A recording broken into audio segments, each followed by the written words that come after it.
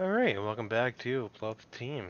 Uh, New week, new preseason grades.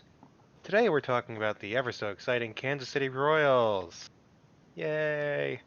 The Kansas City Royals the past few years, they had a meteoric rise in 2014 where they shocked everyone and made it all the way to the World Series. Shock the world. Now, they were not supposed to be good. It was a shock to everyone when they made the wild card and then they made this miracle run to the World Series, which didn't end in their favor. They lost in 7 games to the Giants, and it was kind of the end of that Giants dynasty that they had going with Madison Bumgarner like solidifying himself as one of the greatest postseason pitchers of all time, with his career .53 ERA in the World Series and throwing like some ridiculous amount of innings. And that pretty iconic Game 7 moment where Madison Bumgarner came out and closed the door, kind of leading to this trend of teams trying to send their aces out to close games, which led to some pretty iconic moments this past season, like Clayton Kershaw giving up a game tying and then a game, two home runs that tied up the NLDS versus the Nats, which is once again prime example of why Dave Roberts is a shit postseason coach. He had guys like oh god, just got traded to Minnesota, Kenta Maeda, who had been dominating Anthony Rendon and I can't remember who else he gave up home run to, who have been dominating in his postseason thus far and through September. And he says, let's put in Clayton Kershaw in a position where he doesn't need to be in because let's make him feel bad about himself. Anyway, that's a tangent I don't need to get on. 2015 was huge for them. They beat the Mets in the 2015 World Series. And then they kind of just fell. They. That's the thing about a team that finds success suddenly and unexpectedly is that it's not going to necessarily lead to a long-term, consistent performer. There are a lot of guys in that team who are performing in their prime years, like Eric Hosmer. They got the best years out of Wade Davis. Wait, not Wade Davis.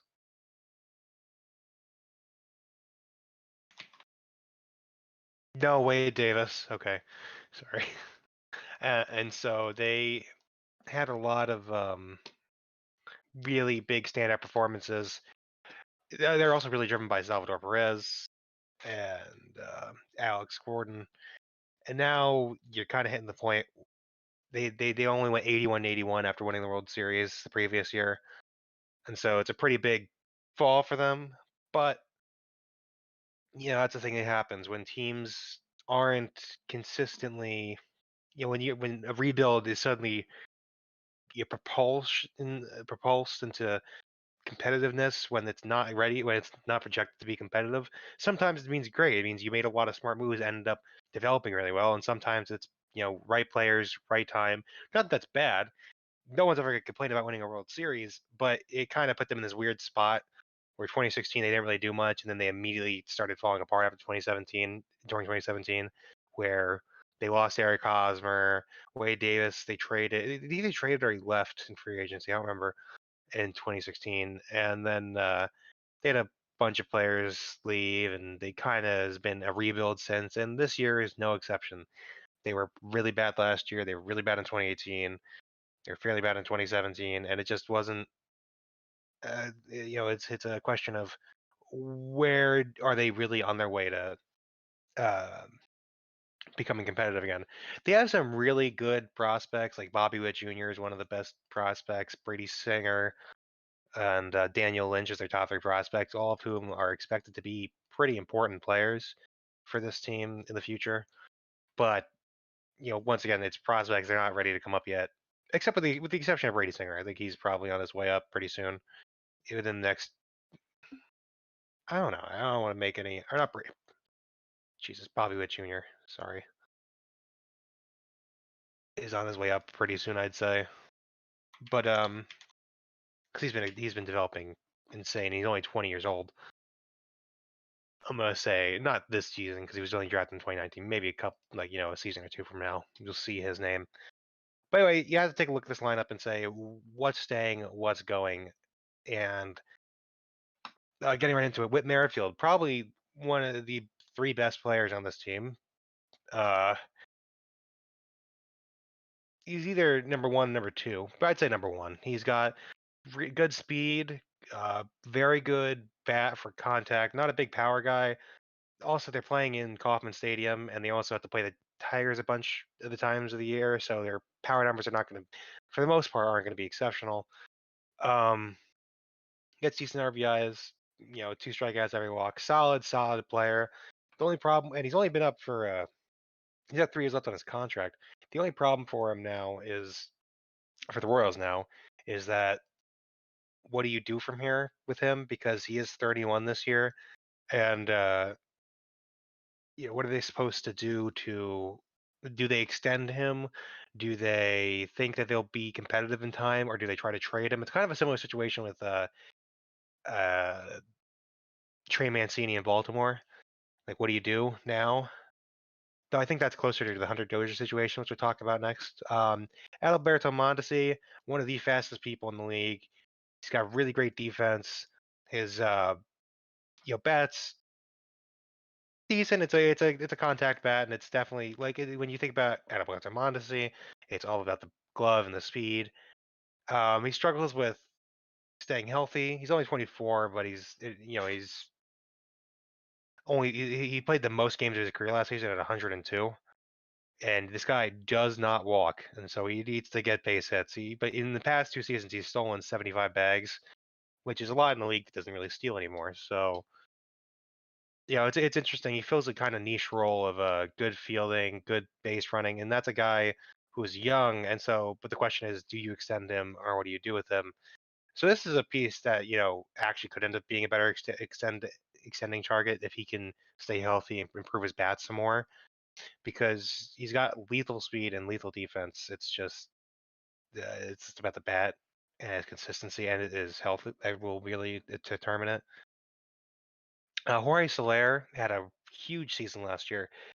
He played on the Cubs from 2014 to 2016 after coming over after defecting from Cuba, and he never really found his spot in the team. 2015 he played in 100 games, but 2016 he struggled, away to 238, only hitting 12 home runs.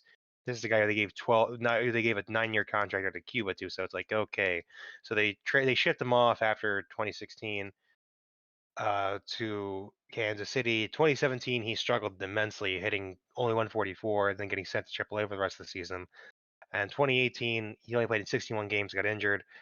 And so, his career stats at that point are like, what's going on? This guy is supposed to be so good. 2019 comes around and he finally puts together a complete year. Played in 162 games, 589 at bats, 48 home runs, led the league in home runs, 117 RBIs, 73 walks, and 178 strikeouts with a 900 OPS. These kind of power numbers in Kauffman Stadium are huge for this team. By the time he hit home run number 39, he hit the most home runs in a single season in Royals history. And this guy is immense power. And actually, it's a really funny article title. It's Jorge Soler is starting to finally is actually drawing walks, because I don't get me wrong, he struck out the most out of qualified hitters in the league last year, but it's not like there was not a whole bunch of people who were pretty close behind him. But the important thing is that you see his walk numbers, you know, increasing in just in a generally good direction. And so that's really the only place you can really hope for, because with a guy like this, he's a 3 true outcomes hitter, walk, strikeout, home run. Can he get the walks up more? Because that'll make him even more lethal. And you have him for a couple more years, and a guy like this with lots of power, another piece that kind of leaves you with a lot of questions. What do you do with him? And I think the answer so far has been Whit Merrifield probably isn't sticking around, because he's a few years older than Soler. So maybe what they end up doing is they trade Merrifield, extend Soler. But we have more people to talk about who are kind of in the situation with Hunter Dozier. Hunter Dozier had a breakout season last year. He had struggled a lot in his first. He only was like a September call-up in 2016, and then didn't come up in 2017. 2018, he played 100 something game, 102 games, only batted 229, or really struggled. 2019, he had a huge season for him.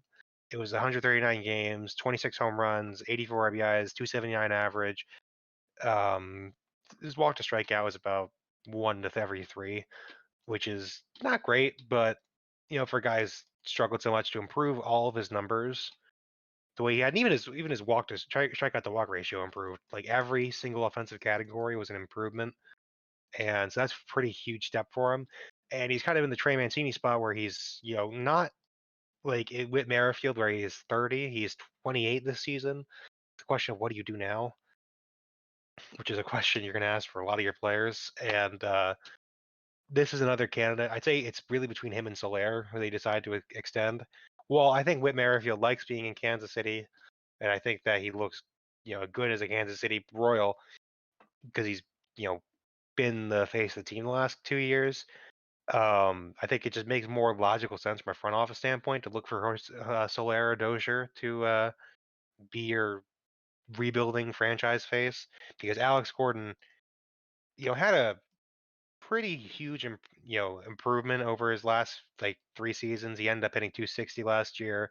Many people thought he was done after that year, but the way he performed, he decided he was coming back one more year, and now might be even one more year after if 2020 doesn't happen, which will make these videos kind of sad. But he's on his way out. He's been a team leader. He's been the face of the Royals since he's been up there for the past since 2007. But he's on his way out. You got to figure out who your next face is going to be, and so I'd say those are the two prime candidates. I'd say everyone else is considered trade pieces if they, depending on how the team develops. Salvador Perez, he's it's been a while since we've seen like prime Salvador Perez. He had a pretty good season 2017, 2018, only hitting 235. He struggled a little bit with injury. 2019, he is down with Tommy John. So, a lot. It's been a rough couple years for pretty solid catcher, one of the better catchers in the league when he's on. So I have to wait and see what happens with that. But overall, good behind the plate, solid bat for a catcher. Once again, consistent problem in the league. Horrible batting eye when it comes to striking out.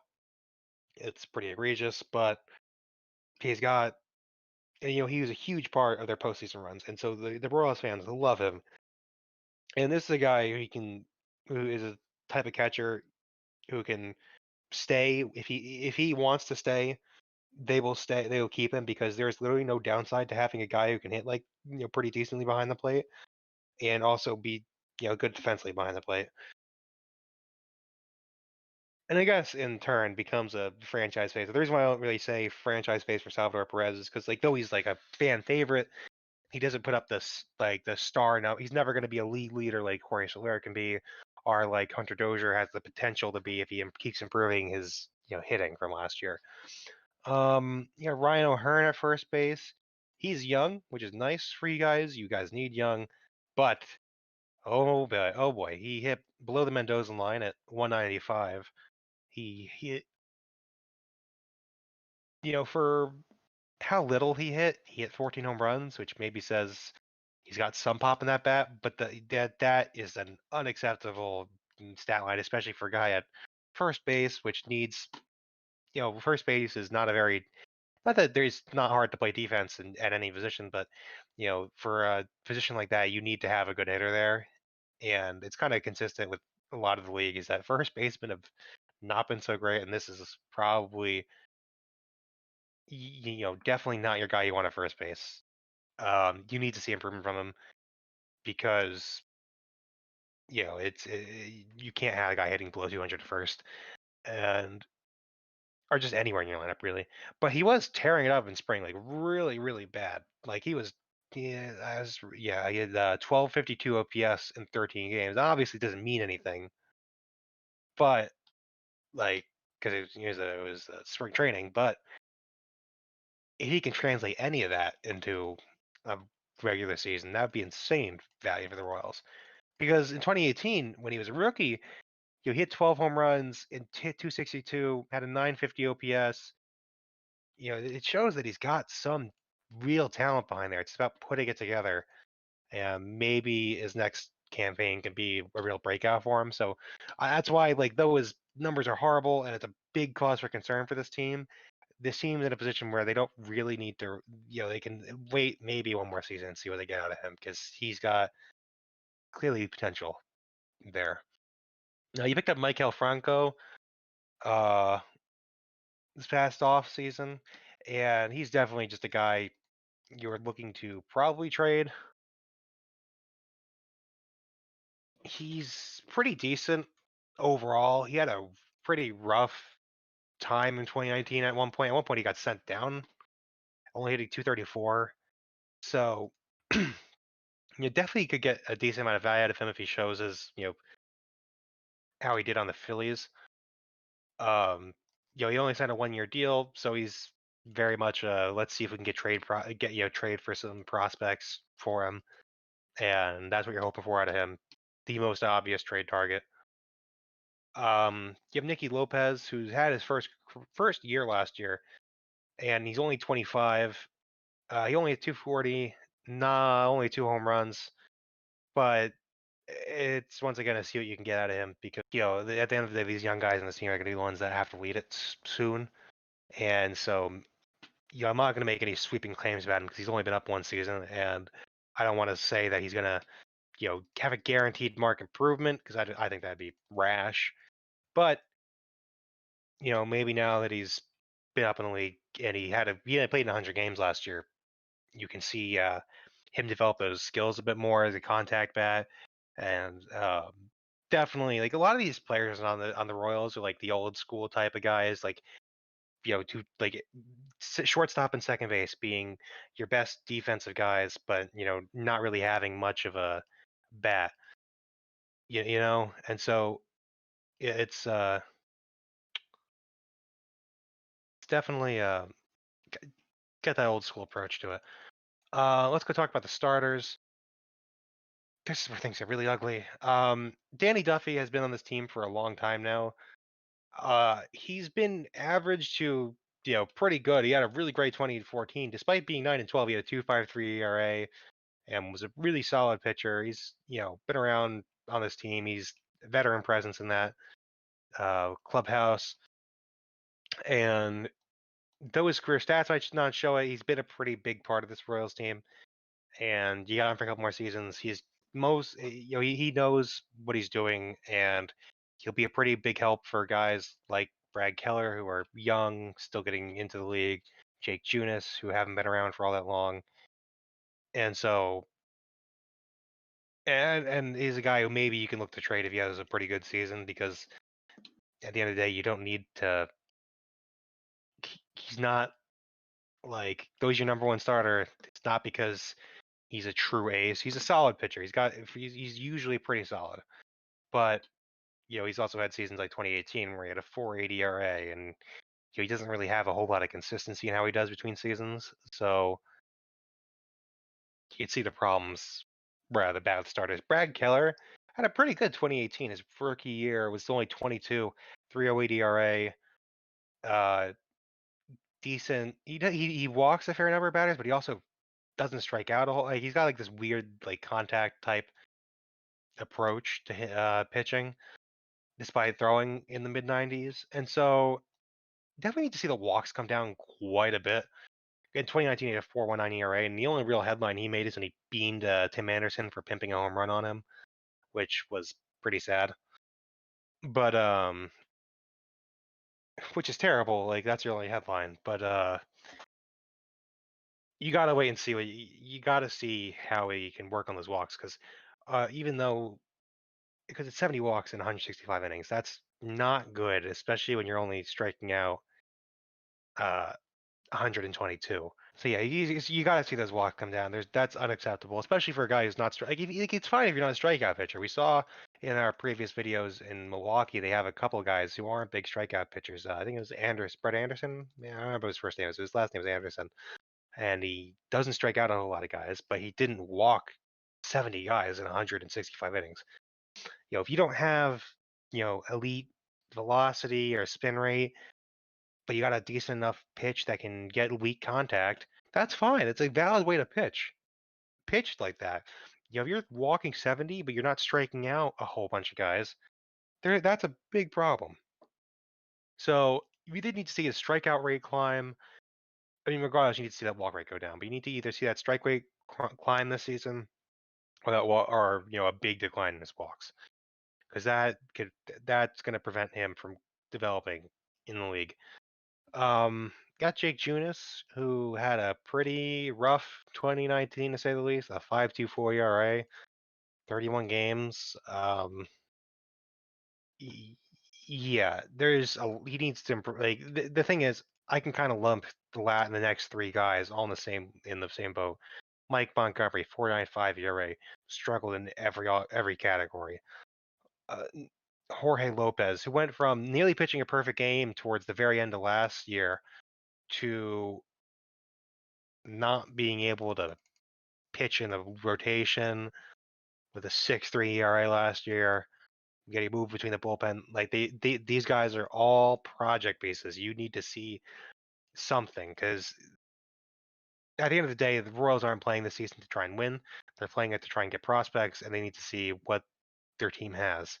And the fact is the next three guys you have in your rotation are not, haven't had really that promise that says these guys can step it up. So Danny Duffy's, important for you guys because he's the veteran presence and he'll be teaching these guys. And Brad Keller's, important for you guys because he's so young and he's shown like an ability to have good, contact, the pitching to contact skill. But the rest of these guys, all very, very troubling numbers, from their previous years. Mike Montgomery had a pretty good run with the Cubs, and yeah, everyone in the Cubs remembers him for as being the guy who got the last out of the World Series, which is obviously really everyone's gonna love him for that. But he had a really hard time. I guess I'm not being fair to Mike Montgomery. He had a number of good years with the Cubs, but the big problem for him is teams can't decide whether they put him in the bullpen or the rotation. And so his numbers have been on a steady rise. 2016, he had a 2.52, then a 3.38, then a 3.99, then a 4.95. So his numbers have been all on this steady rise, which is troubling. So got to once again, these next three guys rotation are just bad. Bullpen, I'm not going to spend a lot of time on it. It's not good.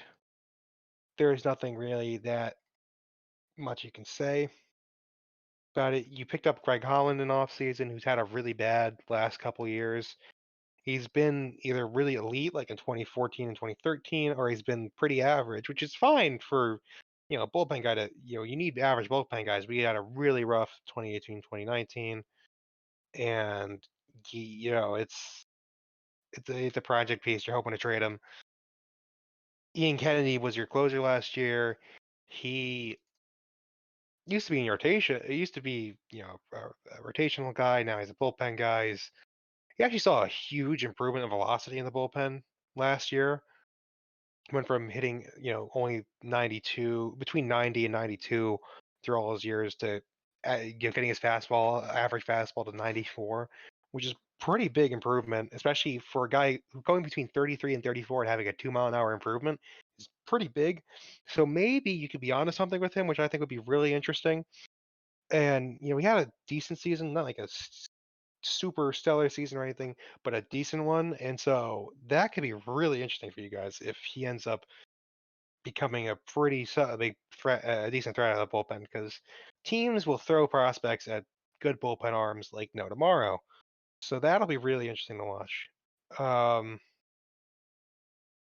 overall, the rest of this bullpen isn't really much to talk about. They have a bunch of guys who are either young and haven't really haven't really had a huge time to show what they can do in the league. Are there veterans and journeymen who are, you know, pretty average to below average, trying to, make their way in the league, and it's just it's not a good situation.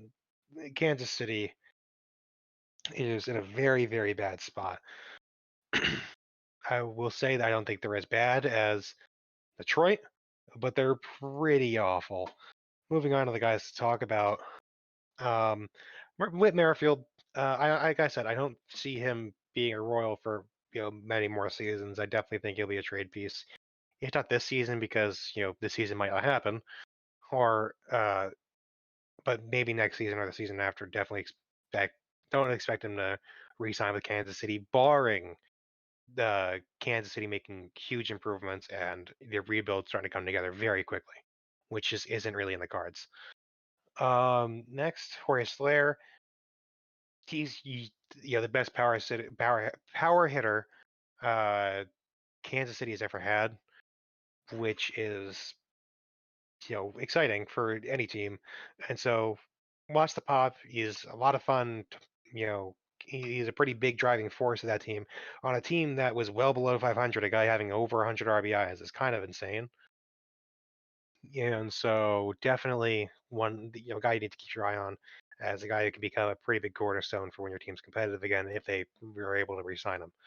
Coming next, Hunter Dozier. He had a breakout last year. I expect for him to try and have similar results because he is young enough that he could end up staying on this team for a while, and that the bat skills he showed last year. If he can keep that up, he'll have himself a very, very solid career, which this team desperately needs. And then going next, Brad Keller. He's your most important pitcher this season. If he needs to drop the walk ratio, he needs to. It's fine if you can have a guy who can pitch to contact and be a solid big league arm. That's fine. You'll never complain about having a big league arm who can perform like that, especially with the Kansas City Royals have a pretty solid defense behind a guy who's going to get a lot of ground ball outs. But the problem is, can you get him to get those ground ball outs? Because last year he struggled quite a bit. So let's get into the uh, everything here. Lineup C plus. Whit Merrifield and Jorge Soler and Hunter Dozier are all pretty good bats, but consistent theme. Their Royals are worse than most teams when it comes to walking. A lot of their other bats are pretty forgettable or just not as good. Like Alex Gordon is, obviously got a lot of respect for the guy. He's been up here for so long and been a really good player. And it's won like a ridiculous amount of consecutive Gold Gloves. But his bat's not good enough for. He's not. That's not good enough. It's not good enough to give this team a huge boost. Mondesi, good contact, doesn't really supply much power-wise to the team, which is fine, but the problem is this team lacks power up and down the board. Salvador Perez is not hitting as well as he used to, which he still hits better than most catchers, but that's not saying a lot, when he's got to hit number 6 because your number 7, 8, and 9 guys, are all no power or struggle with putting just a bat on the ball like Ryan O'Hearn. And so the lineup has a couple of scary guys, but overall just big, big gaps in who you really need to big gaps and threats. Starters definitely down in the bullpen. It's so hard to decide what to give them because it's not good. It's definitely not good. But I don't know, Jeremy. You have any ideas for this? 'Cause I'm thinking I don't want to like totally trash him I think the rotation is definitely in a better space than the bullpen. I don't want to give the bullpen an F because I think they have something kind of interesting going on with Ian Kennedy, and they have guys who they could end up getting value out of. So I want to say a D minus. D Just because minus. yeah, I don't want to give them the F because I don't think they're an F entirely. Because I don't if I see something I find interesting, I'm gonna try and give them some credit. Credit where But credit is due to a certain extent. Yeah. Like, I'm not gonna say like it's absolutely insane, but they're not. It's not. At the end of the day, this bullpen is not good. There is not anything in here that screams, "Oh, this is someone you really want in your bullpen." But Even that one guy that you said could become a trade piece isn't worth a D. well, that's it. That is the only thing. Like there, that is the well. Greg Holland, yeah, he can become a trade piece, but he's also, eh, Eh, that's what you got from me. Is eh. I don't know. I just don't get any real good feelings off this bullpen. I'm All right, so D not a minus it fan. is then. And then I'm gonna give the exact same rating to the rotation. Even their ace is gonna has struggled a lot the past 2 seasons, and at the end of the day, he's a solid pitcher, but he's not an ace quality pitcher. And Brad Keller has struggled a lot last season, and his walk rate is so high for someone who doesn't strike out people. So, and then the rest of the team, the rest of the lineup of the rest of your starters, and you also have Glenn Sparkman in the minors, who can easily end up in this rotation. None of them are really good at are really going to be good. You're not going to be excited to see them pitch because they're just eh. So are bad, just bad. So yeah, it's looking pretty rough for the Royals. Rest in peace to Um, Royals fans, I guess. I mean, listen. At the end of the day, unlike the Tigers, they have lots of big prospects. Like the Tigers have Casey Mize and the guy they just drafted this year, but like the Royals have a bunch of pretty interesting really good prospects. Like Bobby Witt Jr. is one of the best prospects in baseball, and he can one amazing prospect can turn around a team quite a bit. And you got Brady Singer, who's only been drafted not that long ago, I don't believe, but he's already making big strides in this organization. So he could definitely end up being you got prospects who could actually make a pretty huge difference in this team. So yeah, it's not going to be pretty. It's between them and the Tigers at the bottom of the uh, league this year. I don't think they're as bad as the Tigers because I think overall they have more of their talents spread out, and I think they have more talent in the offensive category. But yeah, it's not pretty. That's So well. At least Kansas City fans have one team that they can look at. well, The yeah. the Chiefs, as we talked about yesterday. The Royals died so the Chiefs could rise. Yeah, Yeah, that. that. um, um, yeah. So that's really it for me. Where are we going tomorrow? so tomorrow we go to the Los Angeles Chargers, and Thursday you go and do the Angels.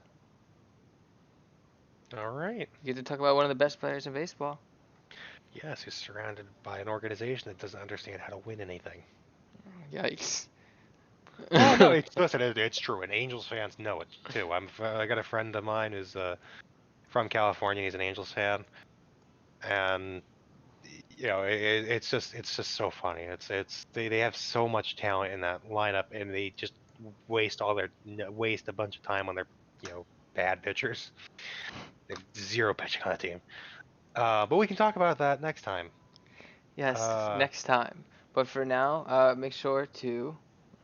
like, comment, and subscribe. Go check out our social media. Let me know what you thought of the video. If you think I made it, if you think you're a diehard Royals fan, you think Danny Duffy and Brad Keller are gonna be Cy Young candidates this season. I mean, I'll laugh and I'll probably won't respond to you, but let me know. Oh, come on now. Um, Don't cap. You know you're gonna respond. Don't even. if I cap, if I cap, if I respond, it'll be something sarcastic and not really engaged. Because if you think Danny Duffy and Brad Keller are gonna suddenly turn into Cy Young, yeah, and because I'm saying this, it's gonna happen. I was gonna say, Believe me. watch them have one of the best I mean, listen, I seasons. would like it. I mean, like reading Danny Duffy, like I don't understand why he's stuck with the Royals. Not to say anything about the Royals, but a lot of guys listening to MLB podcasts specifically, as I've mentioned many times before on the show, R2C2, um, coming up in the league is very different now from how it used to be. In the Yankees clubhouse, the culture changed a lot, and because everyone came up so young at the same time, it's a much more positive place to come up. Whereas some other teams like Colorado, there's been like horror stories of not like super bad, but pretty bad, like hazing and just not treating your rookies right. There's been horror stories from Kansas City. Zach Greinke struggled with anxiety and depression coming up and dealing with his being in the majors. And the Royals, to the credit, did do a lot to help him adjust the league. But Danny Duffy also came up, and he was not treated well at all when he came up. He said in previous interviews he was bullied by the team for just being a rookie. So he, you know um, so I got some respect with Danny Duffy that he became a franchise piece for the past almost 10 seasons now. But overall,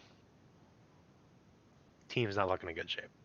Um, Alrighty. yeah. Well, I think Oh, that check is out it for Discord. us. Yes, there you go. Check out our Discord, check out our social media. All that will be linked in the description down below. Other than that, make sure to come back and check out our my Chargers video tomorrow, or check out the Chiefs video I released yesterday. And we will see you next time. Peace.